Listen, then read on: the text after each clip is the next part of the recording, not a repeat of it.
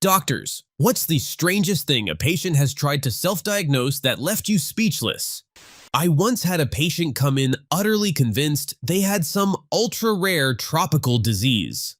Mind you, this person had never left their small Midwestern town. They walked in, eyes wide, clutching a sheet of paper they printed from some random forum. They described a laundry list of symptoms: tingling in their left pinky, occasional dizziness when staring at bright lights, and get this, an itchy spot behind their right ear that apparently could only be explained by a parasite found in Amazonian sloths. I tried to calmly explain that the parasite they were describing isn't even native to our hemisphere, but every word I said was met with the same incredulous, "No, you don't understand, I read this on the internet," the kicker. They had spent the night trying to disinfect their house with a mixture of bleach vinegar and essential oils. Their dog was hiding under the couch, terrified. I honestly had to resist asking them to take me seriously while trying not to laugh at the do-it-yourself apocalypse prevention measures in their living room. By the time we did labs, all symptoms were either psychosomatic or minor allergies, and they left muttering something about, "The doctors just don't know the rare stuff like I do." It was surreal, terrifying, and hilarious all at once.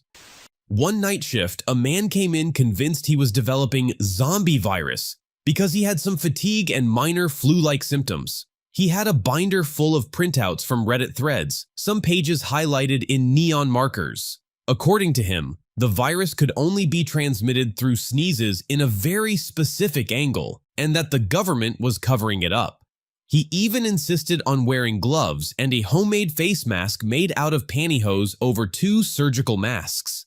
The real kicker? He refused to take any standard tests because "They'll just lie to you, doctor, I know." I had to spend almost an hour gently explaining the flu and how it spreads while he nodded sagely, occasionally muttering, "I knew it. They don't want people to know." Halfway through, he tried to take my pulse himself and almost electrocuted himself on the thermometer. I left the room laughing hysterically but also exhausted. This is one of those nights where you question whether humanity has officially lost it. A middle-aged man came in convinced he was developing spontaneous human combustion syndrome. His reasoning? He had read a single Reddit post about someone allegedly bursting into flames and noticed he sweated more than usual after mowing his lawn. He had prepared a binder with clippings from newspapers, forum screenshots, and even a printed copy of a Wikipedia page about fire safety. He insisted I check him for ignition points and asked if I could prescribe some kind of chemical inhibitor. The most absurd part? He had been wearing aluminum foil inside his socks for 2 weeks as a preventative measure. I had to struggle to keep a straight face while explaining that there is zero evidence for spontaneous human combustion as a medically recognized condition, and that he should probably drink more water and take a shower more regularly.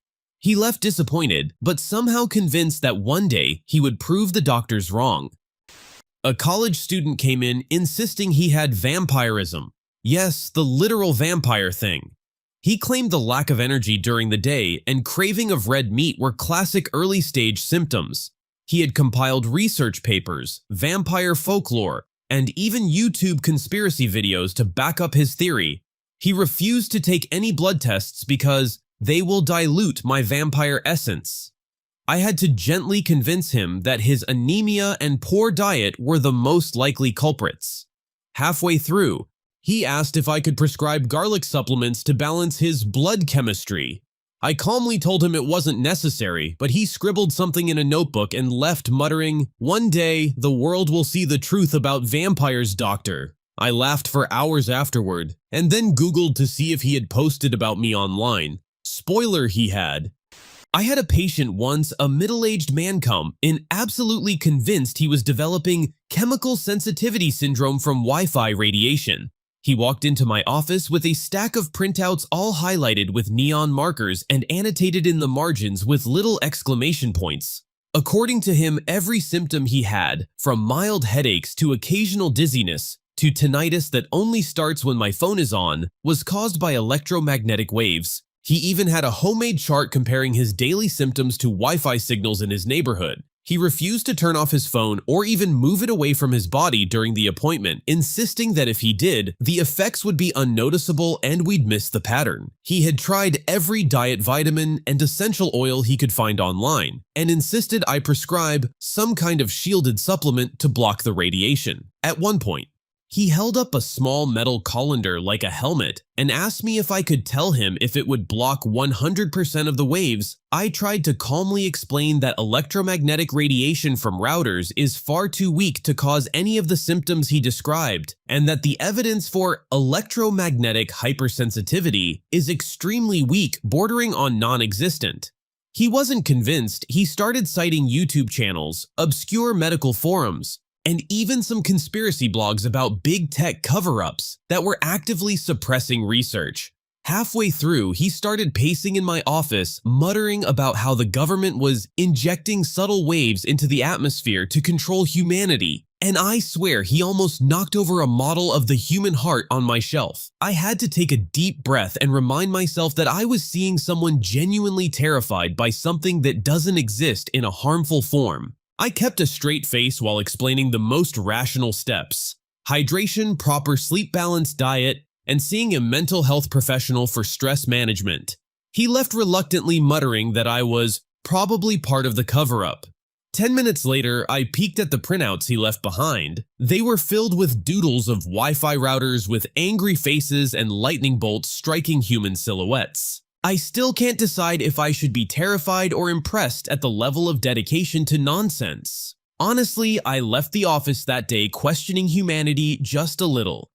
I once had a young woman, mid-20s, come in absolutely convinced she had contracted a psychic virus from watching too many true crime documentaries. She said she could feel malevolent thoughts crawling around in her head, and that strangers on the street were transmitting them to her via eye contact. She had started wearing aluminum foil earrings because, in her words, they block psychic radiation. She handed me a thick binder full of hand-drawn charts tracking people's eye movements, weather patterns, and how many true crime shows she had watched each week. She even tried to demonstrate the transmission by staring at me and claiming I was sending thoughts of mild embarrassment to her. I had to bite my tongue while keeping her calm, explaining that there is no such thing as a psychic virus, and that stress and anxiety can make people hyper-aware of social cues in a very real, very scientific way. The strangest part? She started nodding seriously, like I had confirmed her theory, and then asked if I could prescribe some mental antivirus that could be injected directly into her brain. I just gently suggested therapy and mindfulness exercises while trying not to imagine what mental antivirus might look like. I once had a middle-aged man come into my clinic absolutely certain that he had developed toxins in his colon that were slowly poisoning him. He had read a few blog posts online and watched some sketchy YouTube videos, and somehow concluded that his only hope was a home detox using a self-administered coffee enema every morning for a month. He proudly handed me a crumpled notebook filled with graphs tracking his bowel movements, energy spikes, and color-coded notes about the supposed toxins leaving his body. The man spoke with such conviction that for a second, I almost admired his dedication. Then he mentioned that he had accidentally used a syringe that wasn't sterile and had felt a slight burning sensation, which he interpreted as a sign that the toxins were fighting back. He refused to listen when I tried to explain the risk of infection, electrolyte imbalance, or bowel perforation. At one point, he even suggested that I prescribe antibiotics preemptively so the toxins wouldn't resist the cleanse. Halfway through the visit, he produced a small vial of greenish-brown liquid and asked me to confirm that it was the toxins leaving my body. I had to politely explain that it was most likely just stool mixed with coffee residue. He shook his head solemnly and said, "No, doctor, that's exactly what they don't want you to see. They're trying to hide it from the world." By the end of the appointment, he had somehow convinced himself that modern medicine was complicit in suppressing detox information, and that my advice was part of a larger conspiracy, I had to schedule a follow-up just to make sure he hadn't done permanent damage to his colon. While he left satisfied that I had validated his efforts, I was left speechless, shaking my head and silently praying that he wouldn't post another tutorial online claiming to be cured by a month of daily enemas. Honestly, that one stuck with me long. I had a patient who came in convinced he was suffering from kale toxicity. He claimed that eating kale every day for the past 6 months had poisoned his liver, caused chronic fatigue, and made him develop kale hair, which he described as his hair follicles turning green. He had researched extensively online, citing blogs, Instagram posts, and YouTube channels that supposedly documented kale poisoning cases. He insisted I run a battery of liver function tests immediately. When I told him that kale is extremely unlikely to cause liver toxicity, he pulled out a homemade detox checklist showing the exact dates he ate kale, the symptoms that followed, and the phases of his green hair development. He asked if I could write him a prescription for activated charcoal and a kale neutralizing injection. I had to explain gently that his hair color wasn't changing and that the charcoal wouldn't help. By the end, he left convinced that I was in on the kale cover-up, and that he'd need to double down on a raw celery cleanse to truly recover. I was speechless, both at the creativity and at the unwavering conviction he carried. A middle-aged man came in certain that his colon was full of toxins that were poisoning him. He had been performing a daily coffee enema for a month and had brought a crumpled notebook full of graphs tracking his bowel movements, energy spikes, and color-coded notes about the supposed toxins leaving his body. He proudly described using a syringe that wasn't sterile and claimed the slight burning sensation meant the toxins were fighting back. He asked me to prescribe antibiotics preemptively. Halfway through, he handed me a small vial of greenish-brown liquid and asked me to confirm that it was the toxins leaving my body. One patient was convinced he was turning into a vampire. He came in complaining of fatigue, pale skin, and an overwhelming craving for iron. He had read somewhere that vampires could be detected by their blood work. He demanded a full panel of iron studies, vitamin counts, and hormone levels. After reviewing the results, everything was essentially normal, but he insisted this confirmed early-stage vampirism and wanted me to prescribe a blood-rich diet and, humorously, night vision goggles. He even asked if he should start practicing walking backwards to avoid sunlight. I had to keep a straight face while explaining that his symptoms were actually mild iron deficiency anemia and stress-related fatigue, not a supernatural transformation. He left with a pamphlet on iron-rich foods and the belief that he had delayed his transformation into a vampire by consulting me. It was bizarre, funny, and just completely surreal.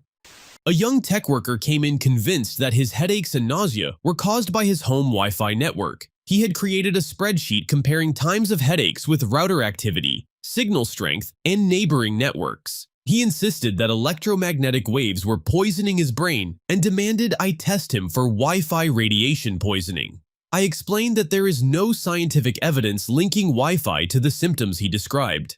He then asked if I could prescribe a device that would neutralize the waves or a vitamin regimen to counteract them. He left taking his laptop and router to a park daily, convinced that outdoor Wi-Fi would cure him. I was left staring after him thinking, I literally just witnessed a fully grown adult plotting to live in a park to avoid the Wi-Fi at home.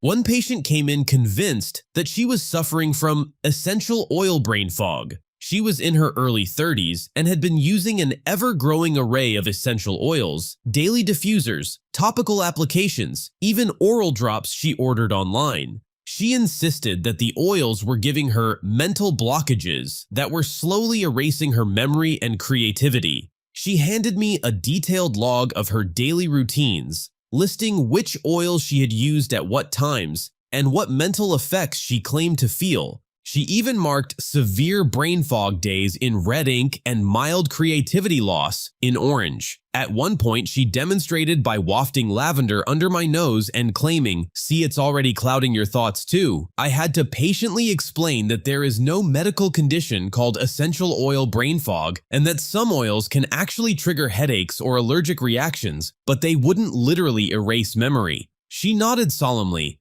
then asked if I could prescribe a neural detox serum she had read about online. When I explained that no such serum exists, she sighed, pulled out a vial of what looked like lightly tinted water, and asked me to inject it directly into her bloodstream. The most surreal moment was when she leaned in and whispered, "If this works, I'll finally be free of Big Oil's mind control." I left the room blinking, fully aware that I had just witnessed someone attempting to self-diagnose a completely imaginary condition and plan a treatment she had entirely invented. It was one of those cases where you're equal parts fascinated, horrified, and trying not to laugh while keeping the patient calm. I once had a patient, a woman in her late 20s, who came in absolutely convinced that she was developing gluten telepathy. According to her, whenever she consumed anything containing gluten, she could somehow transmit her thoughts to random people around her, and simultaneously, other people's gluten intake would affect her mood and physical sensations. She claimed she had tested this by eating a sandwich at lunch and then observing strangers at the grocery store, noticing their thoughts and matching their headaches with mine. She had prepared an entire PowerPoint presentation on her laptop, with charts linking gluten consumption, mood swings, and what she called mental feedback loops. She explained each slide in great detail, pointing out correlations she had noticed between local bakeries, friends' social media posts, and her own daily symptoms. She insisted that the effect was subtle but powerful, and that it explained why she felt dizzy or anxious around people who had eaten bread that day. By the end of the appointment, she asked if I could prescribe a gluten neutralizer or at least monitor her brainwaves with a special helmet she had designed herself out of aluminum foil and plastic tubing. I had to calmly explain that gluten doesn't work that way, and that while her symptoms were real, the mechanism she described was not scientifically plausible. She nodded slowly, took notes, and left, still firmly believing she had uncovered a hidden psychic effect of wheat. I was left blinking, wondering how someone could invent such an elaborate self-diagnosis and treat it as a legitimate medical concern. A man in his early 30s came into the clinic absolutely certain that he had been infected by an alien parasite. He explained in painstaking detail that he had read online forums claiming that extraterrestrial organisms could embed themselves in the human nervous system and influence thoughts, cravings, and bodily functions. According to him, his chronic fatigue, random tingling sensations, and occasional stomach upset were all signs of a latent interstellar infestation. He had brought a series of photos taken with his phone, showing what he claimed were microscopic evidence of the parasite in his stool and skin flakes. He even handed me a diagram he drew, connecting specific nerve endings to imaginary alien control points. He insisted that conventional blood tests and scans were useless because the parasite was made of non-organic matter that could only be detected with what he called quantum resonance imaging, which naturally he had not yet invented. At one point, he asked if I could prescribe a course of anti-alien antibiotics, or at least suggest some sort of detox that would purge the extraterrestrial presence. I had to gently explain that while his symptoms were real and worth examining, the explanation he had constructed, aliens invading his nervous system, was not medically plausible. He scribbled notes, nodded gravely, and left muttering about finding a more open-minded doctor.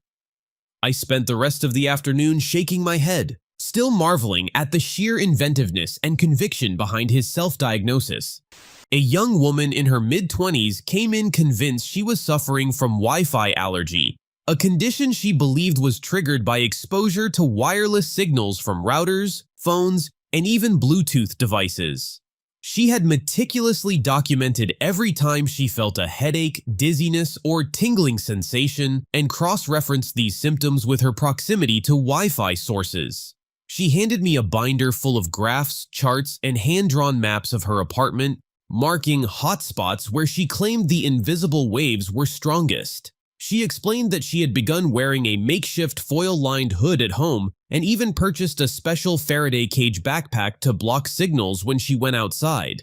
She asked if I could prescribe medication to neutralize the effects of electromagnetic waves on her nervous system. I had to calmly explain that no scientific evidence supports the existence of Wi-Fi allergy and that her symptoms were real but likely caused by anxiety, stress, or environmental factors unrelated to wireless signals. What really left me speechless was when she tried to demonstrate her sensitivity by holding a phone near me and claiming she could already feel the waves affecting her. She nodded solemnly when I suggested simple lifestyle modifications limiting screen time, practicing stress management, and tracking symptoms more objectively, but I could see in her eyes that she was silently plotting to find another doctor who would acknowledge her condition. I left the appointment both exhausted and awestruck at the lengths human imagination and conviction can go when self-diagnosing